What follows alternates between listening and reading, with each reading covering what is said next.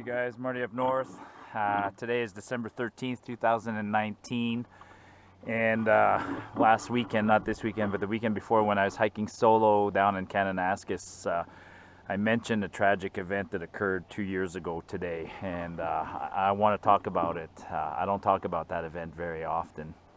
And that event is I was taking part in a practice run on a canoe. Ice racing is a sport in Quebec City where you race canoes across the St. Lawrence, and we were holding a practice run, and there was we collapsed the canoe and somebody died, and we lost a crew member in the canoe, and I survived that event. And the reason I survived that event, and I'll tell you a little bit about the event, I'll go through it quickly, but the reason I survived that event is because I didn't panic during the event. And I'll give you example, I'll talk about that, but I didn't panic. I had a very controlled reaction, and I did what I needed to get to shore and to get myself back to safety and to survive that event. And I realized after that event that I can credit a lot of that day survival to my approach to hiking, because my approach to hiking and to other sports, like I said last weekend, I've been living in Canada. I'm 52 years old, and I've been practicing outdoor sports in Canada, such as canoeing, kayaking, hiking, hunting, snowmobiling, ATVing. I find myself in the wilderness alone quite often. And so it's a matter of being prepared. And in order to prepare, you have to assess hazards. And once you assess a hazard, you have to assess the likelihood of the hazard happening and the consequence of the hazard. So an example of a hazard that's different in winter and summer is getting cold. So when I describe a hazard is getting cold. The likelihood of getting cold is, in the winter, high. And the consequence of getting cold is problematic. So that's a hazard that you need to mitigate against. But in the summertime, when I do the same list of hazards, I go, the odds of getting cold in the summertime is less likely than the winter, and it's likely perhaps for different reasons, and the consequences are less severe. So preparing for cold in the summer is different than preparing for cold in the winter. So on the day of the event, what it was is, ice canoeing is a tradition that started during the carnival in Quebec City. Across the river from Quebec City is a town of Lévis, and over the centuries, people have had to paddle across the river annually, all year round. And in some cases, it's certain jobs, like being a merchant or a mailman or something, made you have to paddle across the river even in the winter.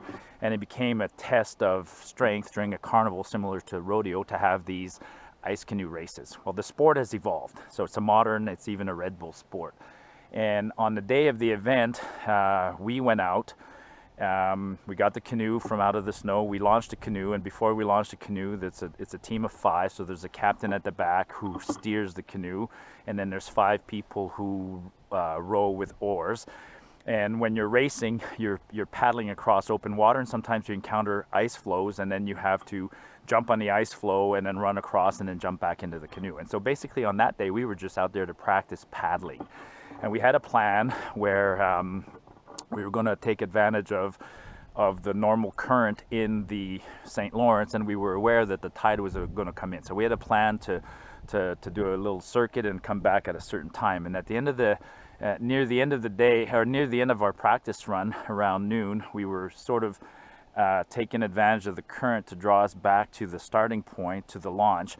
And we had to do this sort of 90-degree turn to get back into shore. And it's at that moment when we did the little 90-degree turn that we got a rogue wave that hit the boat. Now, when the first wave hit and filled the boat with water, 3 of the crewmen continued to paddle hard in getting us towards shore, but 2 were tasked with bailing. And before they could get enough of the water out of the canoe, a second wave hit, and then the next thing you know, the canoe became unmaneuverable.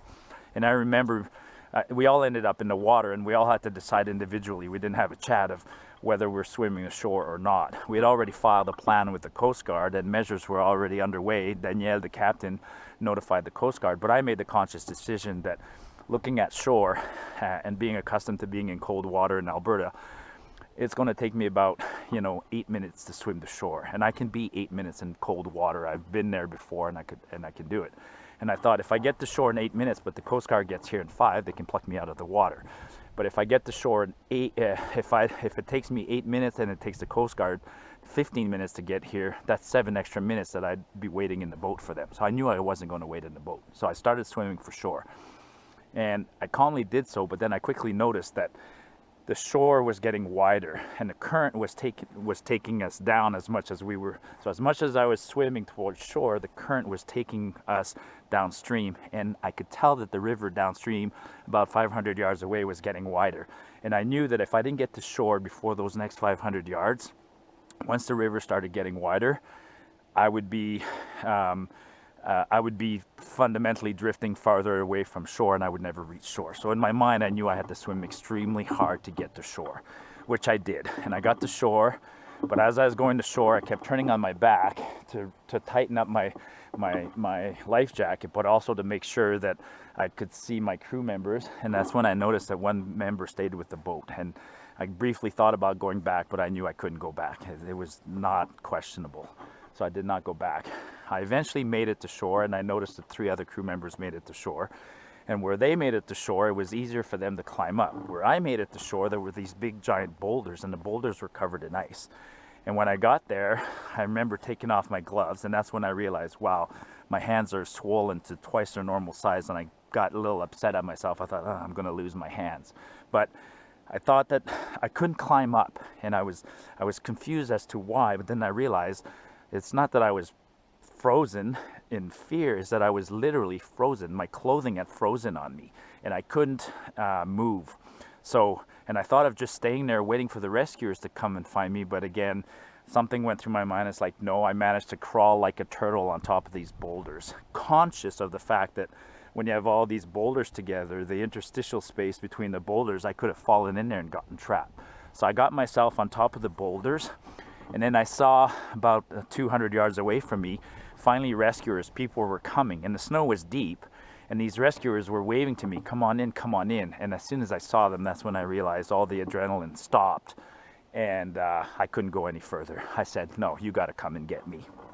So we ended up drifting and coming to shore, kind of at an industrial site that stored chemicals and things like that. So there happened to be workers there, and I'm so grateful to those workers. I've gone back many times in the past to thank them for their efforts that day.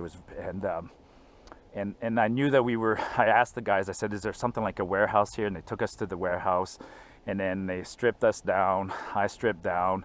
They started providing different clothing to try and warm us up, but nothing was working. And this big burly of a man named Christian finally stripped down to his underwear, and he grabbed me in a bear hug. And when he grabbed me in a bear hug, that was the life-saving measure. I can almost smell what he smelled like, but he hugged me like a bear, and that warmed me up. And so if you ever encounter somebody who's hypothermic in the bush, you're going to have to get them in that sleeping bag, and both of you get naked in that bag and try and warm them up. But that's a whole different topic. So so we made it to shore. We made it into this building. These people helped us. We got out of our clothing. We got dried off. We got warmed up with people. And then the ambulance came in and took us to the hospital. And I ended up spending about 6 hours in the hospital. And I had the second scare of my life when I was in the hospital that day, because the doctor didn't want to release me right away because my O2, my SAT levels were too low. And I argued with him. I said, well, I've been in St. Lawrence. Maybe I swallowed some water or something like that.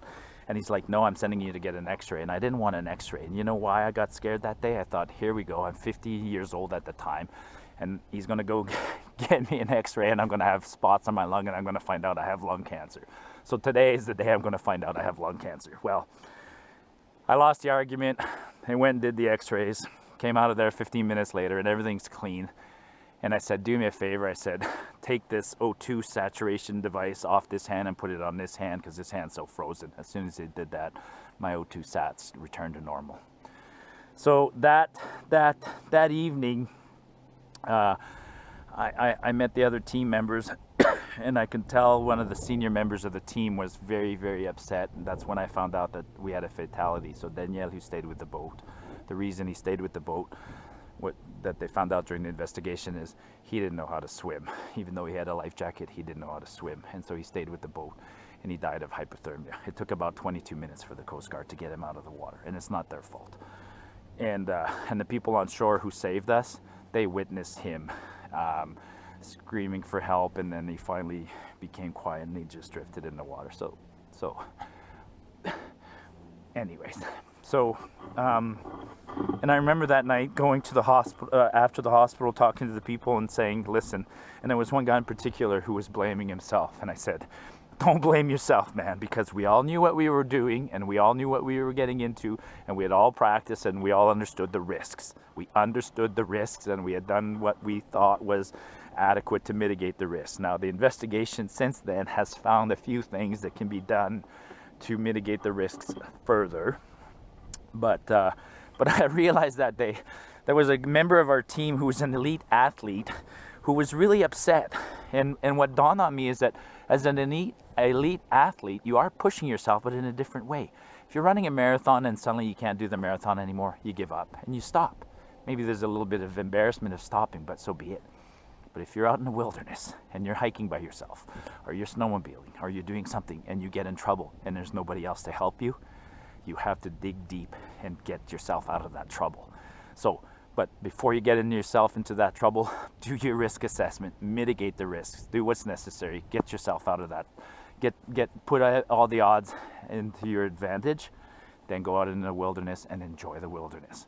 Now, you must always enjoy the wilderness because there will always be risks that are there, and even if you do all the best planning in the world, you might still encounter something that is unexpected. So, I'm rambling. Thanks for listening. Hiking saved my life because on that very unfortunate day, on December 13th, 2017, I had to swim for my life, but I did it in a very controlled fashion. I did step by step what I needed to do so I could get home to my beautiful family, so that I could continue to enjoy life and this wonderful hobby. And thank you for listening to me today. I needed to get this off my chest. All right, everyone, get off the beaten path.